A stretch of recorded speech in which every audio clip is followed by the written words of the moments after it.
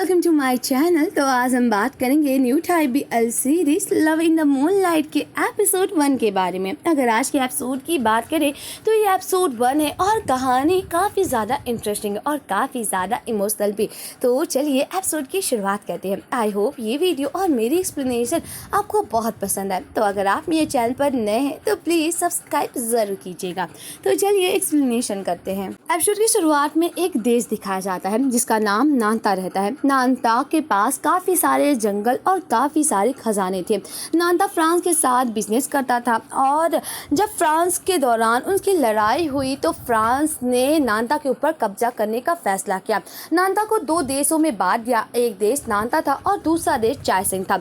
चायसिंग France में रहता था पर फ्रांस में रहता था और फ्रांस नानता के सुकून के लिए चायसिंग पर 50 सालों तक हुकूमत करता था। ये फ्रांस और नानता के बीच में एक एग्रीमेंट थी। 50 सालों बाद चायसिंग नानता में मिल जाता और दिखाया जाता है कि ये जल्द ही ये एग्रीमेंट खत्म होने वाला है और जल्द ही नानता चायसिंग में मिलने वाला था। और यही बात चायसिंग की जनता को बिल्कुल मंजूर नहीं था। वो चाहते थे अगर नानता को आज़ादी 50 सालों पहले मिल गई तो चायसिंग को भी आज़ादी मिलनी चाहिए। अगर फ्रांस सरकार उन पर हुकूमत नहीं करना चाहती तो वो एक देश आज़ाद बनाना चाहते, उन्हें भी ये आज़ादी चाहिए। पर वहाँ की सरकार उनकी बात नहीं मान रही थी क्योंकि 50 साल पहले ये एग्रीमेंट हो चुका था। वहीं दूसरी तरफ हमारे हीरो का घर दिखाया जाता है जो कि इस कहानी का मेन लीड एक्टर है। उसकी दादी माँ काफ़ी सारी पूजा और पाठ करवाती है, इसलिए क्योंकि चायसिंग की वो लोगों की सुकून और शांति के लिए वो काफ़ी सारी प्रार्थना भी करवाती है। तभी हमारा हीरो अपने डैड के साथ आता है अपने महल में और वो उसके डैड और वो काफ़ी ज़्यादा परेशान रहते हैं। तभी दिखाया जाता है कि उसकी नौकरानी उसकी दादी माँ के पास आती है और कहती है दादी माँ प्रिंस काम्पा और उनके बेटे आ चुके हैं। और तभी उसकी दादी माँ आती है और कहती है मैं बहुत ज़्यादा चिंता में हूँ, क्या चायसिंग जब नानता में मिल जाएगा तो क्या हम लोगों के नाम और हमारे घर सब कुछ छिन जाएंगे। तो उसके डैड कहते हैं नहीं। और तभी हमारा हीरो सन क्राउ कहता है नहीं दादी माँ आपको चिंता करने की कोई ज़रूरत नहीं है, डैड इस पर काम भी करे और हम लोग तो अंकल लाफा से भी मिलने गए थे और हम लोग जब नानता में मिलेंगे तो हम लोग वहाँ पे भी आराम और सुकून से रहेंगे। हम लोगों के नाम नहीं बदलेंगे और हम लोगों के खजाने भी नहीं लुटेंगे और वो हम लोग का रेस्पेक्ट करेंगे। ये सुनकर उसकी दादी माँ कहती ओह ये तो बहुत अच्छी बात है, तब तो मैं बेवजह चिंता कर रही थी। वहीं दूसरी तरह दिखाया जाता है कि नानता जल्द ही चायसिंग राज से मिलने वाला था। इसी वजह से नानता में एक नई पीढ़ी और एक नया राज बनाने का उम्र था। वहाँ का एक जनरल रहता है जो कि काफ़ी ज़्यादा निर्दयी रहता है। उसका मानना था कि अगर हम लोग नानता को एक नया देश बनाना चाहते हैं तो हम लोगों को काफ़ी चीज़ों की ज़रूरत होगी। इसी वजह से वो राजा और महाराजों के घर पर जितने भी उन लोगों के सामान थे, उन लोगों के कपड़े गहने ये सब थे, वो सब ले रहा था और कहता है ये सब सरकार की प्रॉपर्टी है। जब वहाँ के लोग उसे मना करते हैं तो वो जनरल सीधे उन लोगों को गोली मार देता है और ये कहकर कि ये सब सरकार की प्रॉपर्टी है, आपको इन सब से कोई लेना नहीं है। और ये अंकल लाफा ही रहते हैं जो सन क्राउ के अंकल रहते हैं। ये देख कर वो जनरल कहता है यहाँ पर तुम्हारी प्रॉपर्टी कोई भी नहीं है, ये सरकार की प्रॉपर्टी है। वहीं दूसरी तरफ सन क्राउ अपने डैड से कहता है डैड क्या ये हमारे राज को भी इफेक्ट करेगा और जब हम लोग नानता में मिल जाएंगे क्या हमारा भी हाल बहुत बुरा हो जाएगा। और तभी वहाँ पर प्रिंस एरॉन आ जाते हैं जो कि सन क्राउ के रियल अंकल रहता है और कहता है ओह भाई तुमसे मिलकर अच्छा लगा और मेरे प्यारे भतीजे तुम कैसे हो। तभी उसके डैड कहते हैं मैं तुम्हें और पैसे नहीं दूंगा जिससे कि तुम गैम्बलिंग कर सको। और तभी उसके भाई कहता है कि मैं यहाँ पे तुम्हें मदद करने के लिए आया हूँ, मैं जानता हूँ कि जल्दी चायसिंग नानता में मिलने वाला है, तुम्हें ये न्यूज़ बताने के लिए आया था किस तरह अंकल लाफा को भी वो जनरल कोलर ने मार दिया अपने हाथों से, ये कहकर कि ये सब सरकार की प्रॉपर्टी है। वो तो बस अपना चीज़ों को रोक रहा था और उसने जनरल कोलांग ने उसे भी मार दिया और सारी प्रॉपर्टी को सीज कर दिया, यहाँ तक कि घर में जितने भी लोग थे सबको मार दिया। मुझे डर है भाई कहीं तुम्हारे साथ भी ये ना हो जाए। और तभी सन क्राउ भी कहता है अपने डैड से कि क्या जब हम लोग नानता से मिल जाएंगे तो क्या हम लोगों का भी हाल ये हो जाएगा। ये सुनकर उसके अंकल कहते ओ मेरे प्यारे भतीजे तुम्हें चिंता करने की कोई ज़रूरत नहीं है, मेरे पास सल्यूशन भी है। पता है ये मेरी थाई वाइफ है और अगर तुम्हारे डैड अपने सारे एसेट इसके नाम पे कर दे तो शायद कुछ अच्छा हो सकता है क्योंकि ये थाई का पैसा हो जाएगा और नानता का इसका कोई लेना देना नहीं होगा। ये सुनकर सन क्राउ के डैड कहते तुम्हें क्या लगता है कि मैं इतना बड़ा स्टूपिड हूँ कि तुम्हें सारे पैसे दे दूँ। ये सुनकर उसका भाई कहता है तब तो कालूंग आकर आपके एसेट को सीज कर देगा।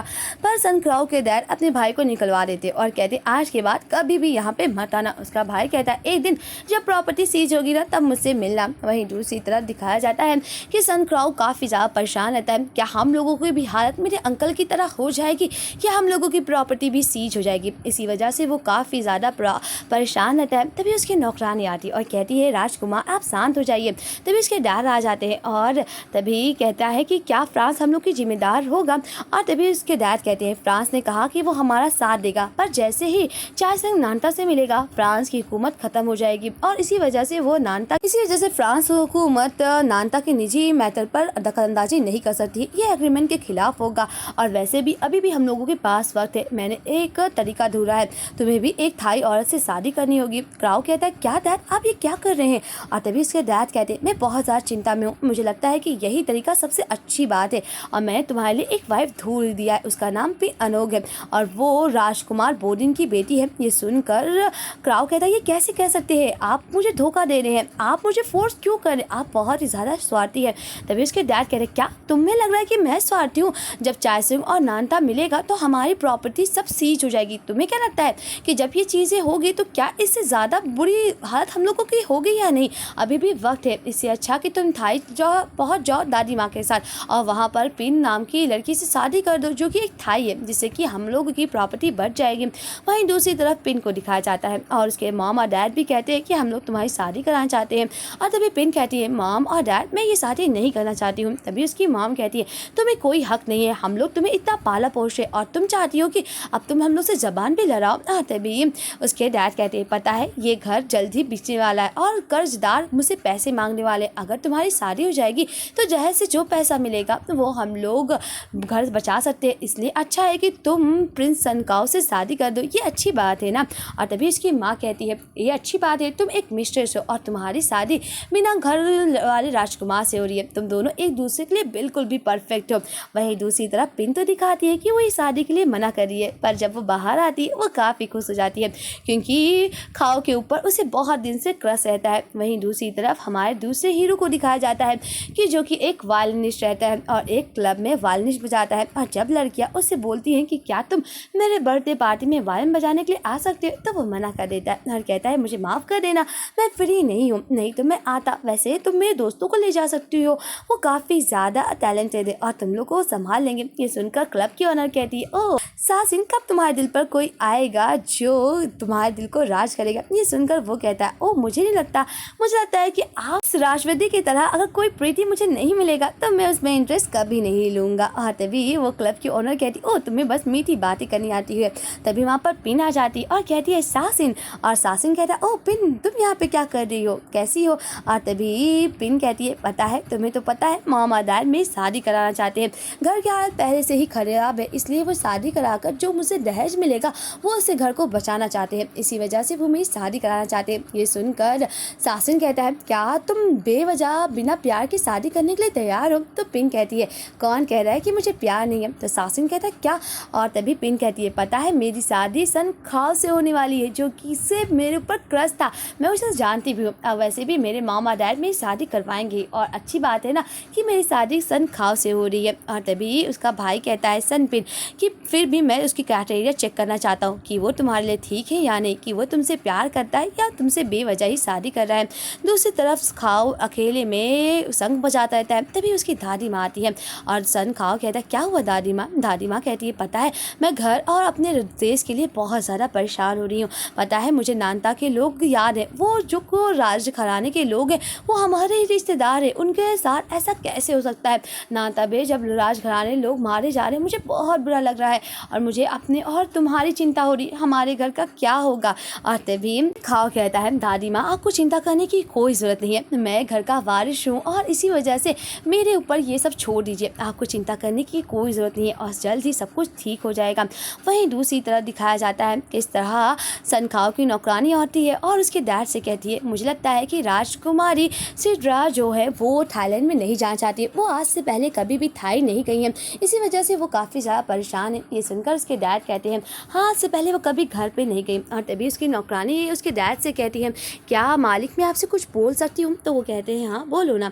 और तभी वो कहते हैं कि मैं चाहती हूँ कि राजकुमार शादी के लिए तैयार नहीं है, तो क्या आप शादी के बारे में फिर से सोच सकते हैं? और तभी सन खाओ के डैड कहते हैं उसने मुझे कल रात आके कहा कि वो प्रिंस से शादी करना चाहता है। ये सुनकर उसकी नौकरानी कहती क्या सच में? और तभी उसके डैड कहते क्या तुम्हें लगता है मैं झूठ बोल रहा हूँ? मुझे ऐसा इंसान भी कोई झूठ बोल सकता है? तो वो कहता है नहीं, मैं नहीं चाहता कि आप अपने बेटी को भी खो दे, इसलिए मैं बता रहा था। तभी उसके डैड कहते हैं तुम तो जानती हो कि मैं अपने प्यार को खो चुका हूँ बहुत साल पहले। दिखाया जाता है कि इस तरह सन खाओ के डैड उसे बहुत मारते और कहते हैं तुम हम मेरे घर की इज्जत बर्बाद कर दोगे, तुम ये कैसे कर सकते हो? और उसकी मॉम जब उसके डैड को रोकने की कोशिश करती है तभी उसके डैड उसे धक्का दे देते हैं, जिसकी वजह से उसकी मॉम की डेथ हो जाती है। और इसी वजह से उसके डैड नहीं चाहते कि वो अपने बेटी को भी खोएं।